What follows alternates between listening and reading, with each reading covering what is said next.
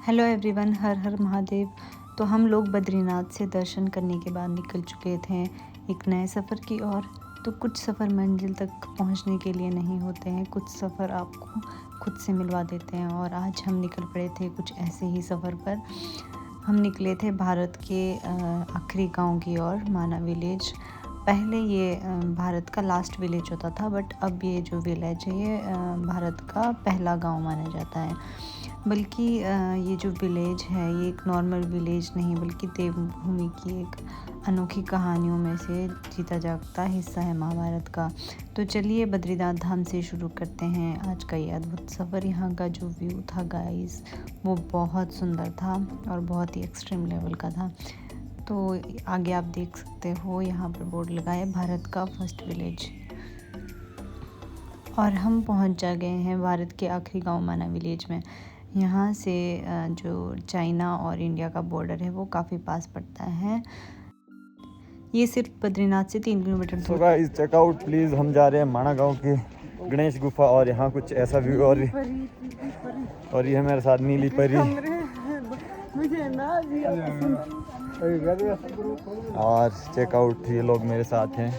और ये पीछे वैष्णुदेव जी। और हेलो गाइस, तो जैसा कि आप देख सकते हैं, आप सब लोग मुझे जानते ही हो ऑलरेडी, क्योंकि मैं बहुत बड़ा सेलिब्रिटी हूँ। जैसा कि आप देख सकते हैं, इस समय हम जा रहे हैं माना गांव के। इस विलेज की हिस्ट्री है जो महाभारत से जुड़ी है, वो मैं आपको प्रॉपर बताऊंगी इस वीडियो में। तो यहाँ हम पहुँच चुके थे गणेश गुफा। यहाँ की मान्यता है कि जब महर्षि वेद व्यास जी महाभारत की रचना कर रहे थे तो गणेश भगवान जी ने इसी गुफा में बैठकर उसे लिखा था। तो सोचिए, ये हजारों साल पहले इस जगह पर दुनिया का सबसे जो महान ग्रंथ था, उन ग्रंथों में से एक ग्रंथ को लिखा गया था। तो यहाँ से हम निकल पड़ते हैं अपनी नेक्स्ट डेस्टिनेशन के लिए, जो यहाँ पर होती है वो है व्यास गुफा। चलिए, और यहाँ हम पहुँच चुके थे व्यास गुफा। तो गणेश गुफा के बिल्कुल पास में ही व्यास गुफा है। और यहाँ की मान्यता है कि महर्षि वेद व्यास ने इस गुफा में बैठकर महाभारत और कई पुराणों की रचना की थी। यहाँ की शांति आज भी महसूस की जा सकती है। ये जगह सिर्फ एक गुफा। यहाँ से हम निकल जाते हैं सरस्वती नदी के पास।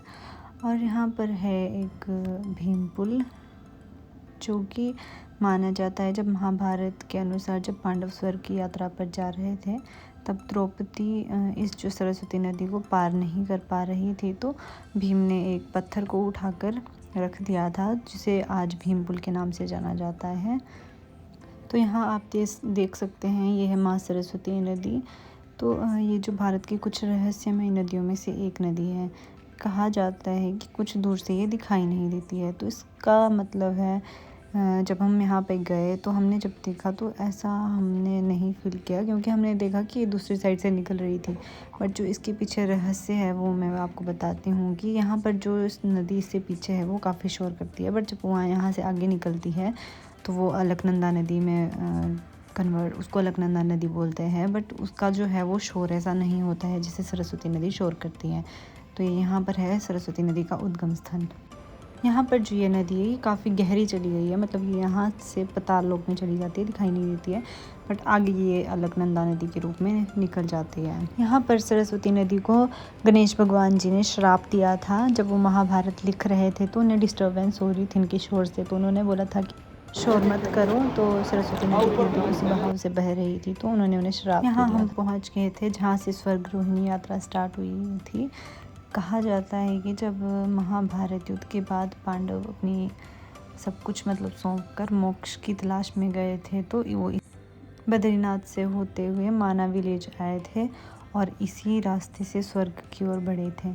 रास्ते में कहा जाता है कि सबसे पहले द्रौपदी गिर गई, फिर एक एक करके साधव, नकुल, अर्जुन और भीम भी गिर चुके थे।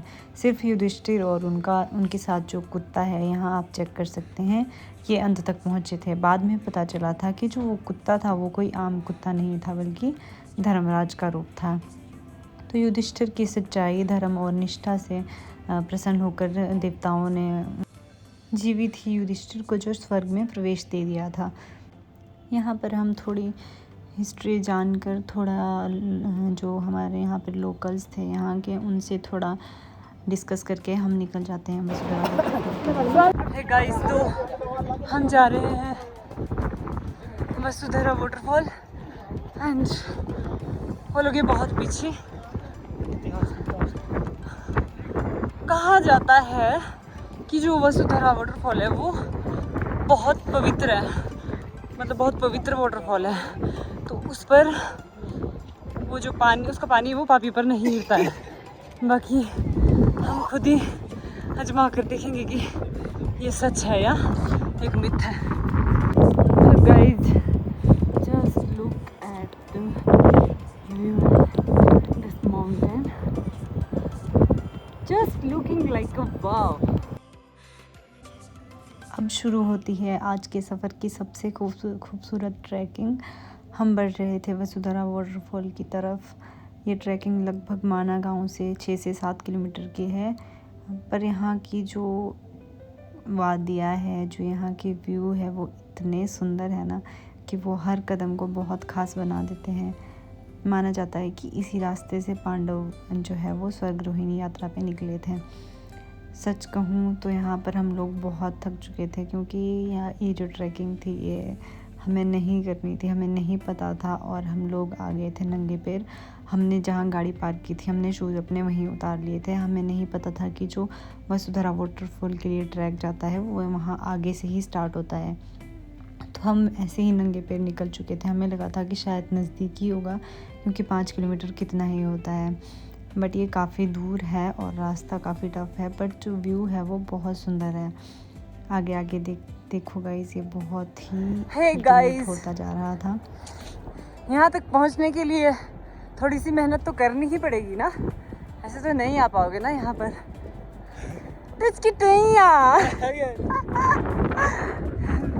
Just look at the view.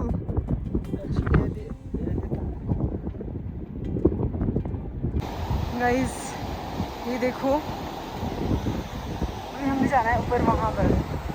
और ये है पानी, पहाड़ों से निकलता हुआ पानी। हे गाइस, तो अगर आप सभी लोगों को लगता है कि वसुधरा वाटरफॉल ओनली 5 किलोमीटर या समथिंग है, तो ये ज़्यादा डिस्टेंस पे है, प्लीज़ आप ऐसे मत आ जाइए। हम लोग तो नंगे पैर आ गए थे, क्योंकि हम गुफा तक जा रहे थे। हमें पता नहीं था कितना दूर है और हमने वहीं से ये वाटरफॉल का ट्रैक स्टार्ट कर दिया। सो गाइस, व्यू तो बहुत सुंदर है, बट हम बहुत थक चुके हैं। हमारे साथ वाले वो बहुत पीछे रह चुके हैं। गाइस, हमें जो लोग भी मिल रहे हैं वो लोग आधे से वापस घूम कर भी आ रहे हैं। वो बहुत डिमोटिवेट हो चुके हैं, बट चलो देखते हैं। Guys, just check the view. ये देखिए, इतना सुंदर पहाड़, इतना सुंदर व्यू। शायद इसीलिए कहते हैं कि पहाड़ों में मंजिल से ज़्यादा सफ़र बहुत खूबसूरत होता है। धीरे धीरे हम बढ़ रहे थे वाटरफॉल की तरफ। सो गाइस, हमें ये पहाड़ वो नीचे से दिखाई दे रहे थे, बट मुझे पता नहीं था कि हमें इतना ऊपर आना है और वहाँ तक जाना है। सो फाइनली हम पहुँच तो चुके हैं। चल गाइस, स्कैम हो चुका है। मैं आ चुकी हूँ नंगे पैर, मैं और मतलब सब लोग ही नंगे पैर आए। हमें लगा था कि थोड़ा ही होगा, बट ये काफ़ी दूर है। सो हम है तो पहाड़ी, वापस मुड़ना हमारी डिक्शनरी में नहीं है। सो चलो जी।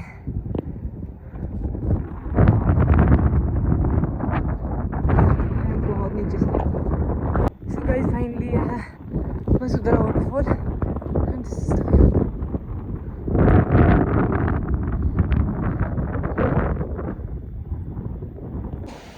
Guys, ये है final destination and here waterfall sounds like two rocks are interacting each other. तो ये देखिए, जब डेस्टिनेशन ऐसी हो तो ऐसे आने में क्या दुख।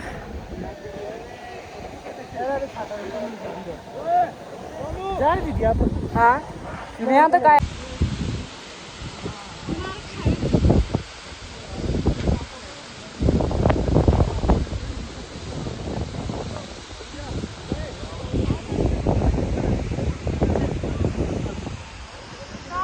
नहीं आ सकता।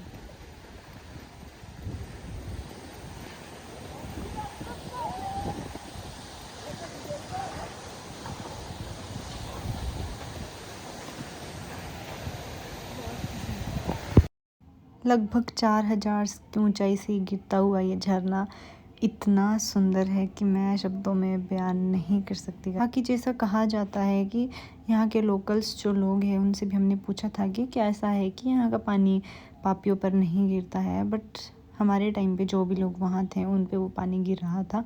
वैसे तो कोई लोग पार की साइड नहीं जा रहे थे क्योंकि वहाँ काफ़ी स्नो थी जो जमी हुई थी और काफ़ी ठंड भी थी, और वहाँ जो हवा है वो बहुत ही तेज़ चलती है, इसीलिए वो उसका जो पानी है वो साइड चला जाता है। बाकी मुझ पे तो गिरा, बाकी मुझे नहीं पता कि।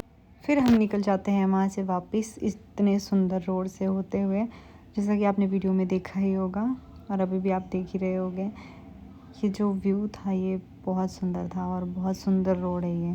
तो चलिए आज का सफ़र यहीं ख़त्म करते हैं, बट जो देवभूमि की कहानी है वो अभी भी बाकी है। अगर आपको व्लॉग पसंद आया हो तो वीडियो को लाइक कमेंट शेयर ज़रूर करें और चैनल को सब्सक्राइब करना बिल्कुल मत भूलिएगा। और यकीन मानिए अगला व्लॉग इससे भी ज़्यादा अच्छा होने वाला है, क्योंकि हम आपको ऐसी जगह पर लेके चलेंगे जिसकी कहानी शायद आपने पहले कभी नहीं सुनी होगी।